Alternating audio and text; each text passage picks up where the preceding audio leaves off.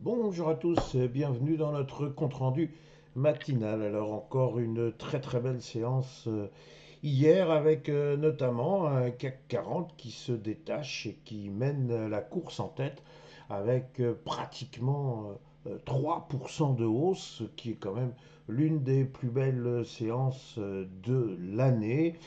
Alors, ce qui est intéressant, c'est que ce n'est pas que le secteur technologique qui tire tout le monde, c'est en réalité de nombreuses valeurs que semblent redécouvrir les opérateurs parce que l'idée commune, c'est qu'effectivement, c'est la fin du conflit avec l'Iran et donc tout va bientôt rentrer dans l'ordre et bientôt le détroit d'Ormuz va être libéré et donc tout le monde pourra circuler sans aucun embâge.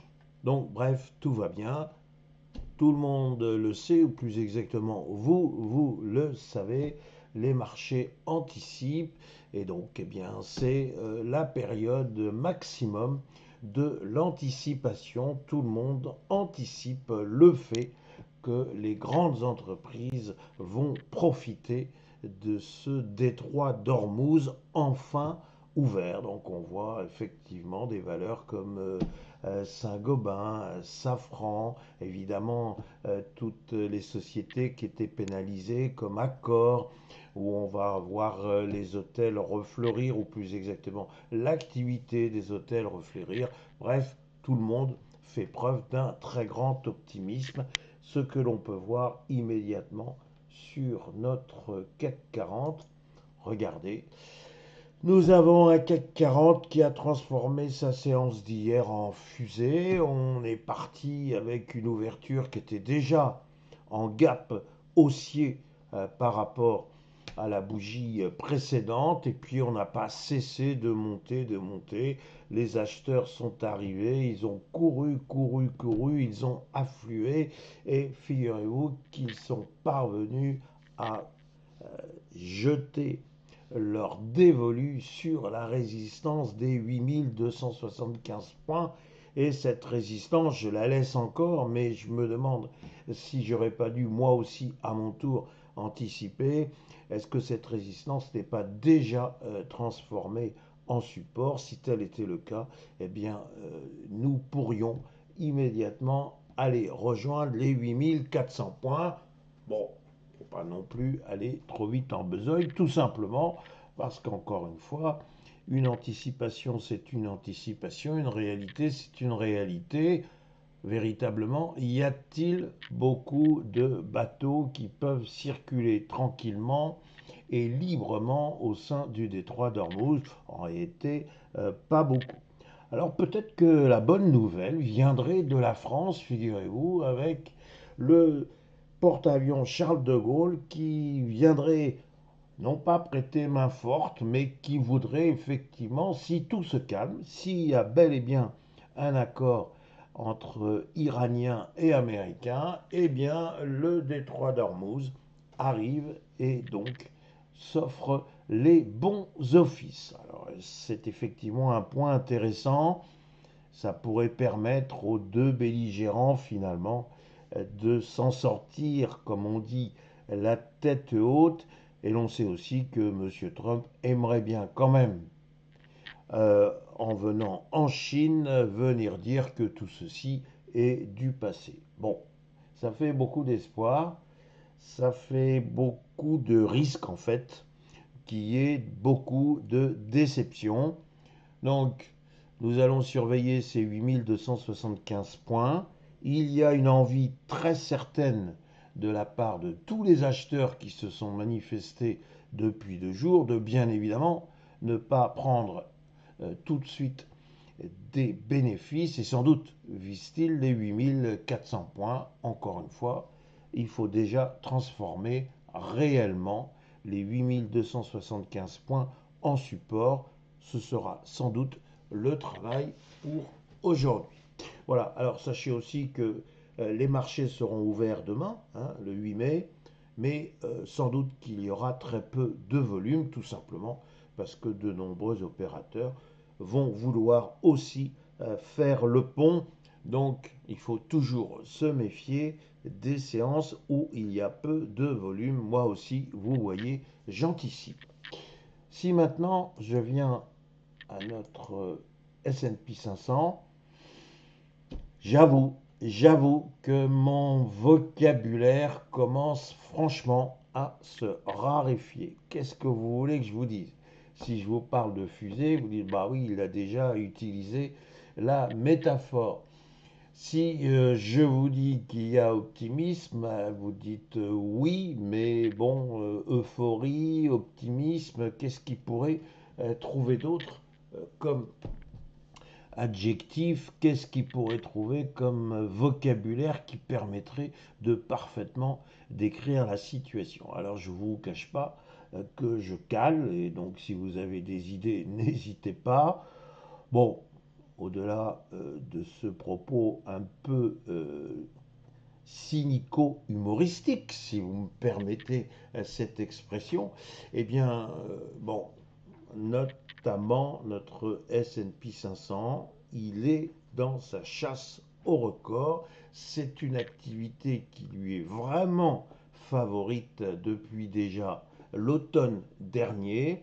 Et donc là, il ne voit pas du tout, mais alors pas du tout, ce qui pourrait l'arrêter. Donc nous sommes maintenant eh bien, aux portes des 7400 points. Hein. On avance de 100 points en 100 points sans aucun complexe. Et là encore, on attend effectivement qu'il y ait une libération de ce fameux détroit d'Ormuz. Et alors, qu'est-ce qui se passerait? Ben, a priori, l'essence baisserait aux États-Unis, donc la driving season, pour parler français, pourrait débuter sans qu'il y ait une gronde, une fronde des Américains. Bien évidemment, M. Trump retrouverait quelques splendeurs, puisque son image s'était nettement ternie depuis le début de cette guerre. On peut lui faire confiance. Il nous fera une succession de cocorico. Et bien évidemment, il surveille, on le sait maintenant par cœur, il surveille le S&P 500 et on le voit se lever ce matin de très bonne humeur avec cette grande bougie verte. Voilà, c'est très désagréable de jouer les Cassandres. Est-ce que on commence pas quand même à avoir dans les cours un certain nombre de bonnes nouvelles? La saison des résultats a été brillante, c'est le moins que l'on puisse dire, mais ça y est, elle est quand même dans les cours. Est-ce que cette anticipation, lorsque on va s'apercevoir qu'après tout c'était une bonne anticipation, donc je pars du principe que l'hypothèse du marché, c'est que le marché a toujours raison. Donc si le marché avait raison et qu'effectivement, il ne faut plus parler de conflit, ben, ça serait une bonne nouvelle. Nous sommes tous d'accord. Et que fait le marché des bonnes nouvelles? Eh bien, figurez-vous qu'il les vend. Donc, est-ce que pour le moment, on pourrait peut-être pas commencer à, du coup, anticiper de possibles prises de bénéfices? Alors, je ne dis pas qu'il faut vendre, je ne dis pas ça. Je dis simplement qu'il faut se préparer. C'est le mental qui est très important pour suivre les marchés actions. Est-ce qu'il ne faut pas préparer les esprits à cette fois quand même, quelques prises de bénéfices? Et prise de bénéfices ne veut pas dire anticipation d'un retournement. Bon, si vous regardez bien, vous avez encore un gap. On n'a même pas fini de combler celui qui était ici dans cette région, qu'on en crée un nouveau. Alors, est-ce que c'est un gap? Vous connaissez la ritournelle. Est-ce que c'est un gap qui va être oublié ou est-ce que c'est un gap auquel pensent d'ores et déjà des vendeurs? Il est évident que ces derniers sont en train de guetter le petit grain de sable qui viendrait s'insérer dans cette belle machine haussière. Et vous savez que un grain de sable, ça peut enrayer les plus belles machines. Donc j'ai envie de dire, on fait attention, le schéma semble si idyllique qu'il faut peut-être commencer à envisager qu'il peut y avoir des retours aux réalités assez douloureux. Donc en clair, je dis on ne vend pas, je dis simplement, bah, écoutez, vous le savez, les arbres ne montent pas au ciel. Franchement, est-ce que cette dernière bougie verte n'est pas quelque part l'un des derniers spasmes haussiers? Je pose simplement la question, c'est vous qui trouverez les réponses. Voilà ce que je peux vous dire pour aujourd'hui. Eh bien, il me reste à vous souhaiter une excellente séance. Et pour ceux qui partiront en week-end, eh bien, écoutez, un excellent week-end. Surtout si on pouvait commencer à voir les prix des carburants commencer à baisser.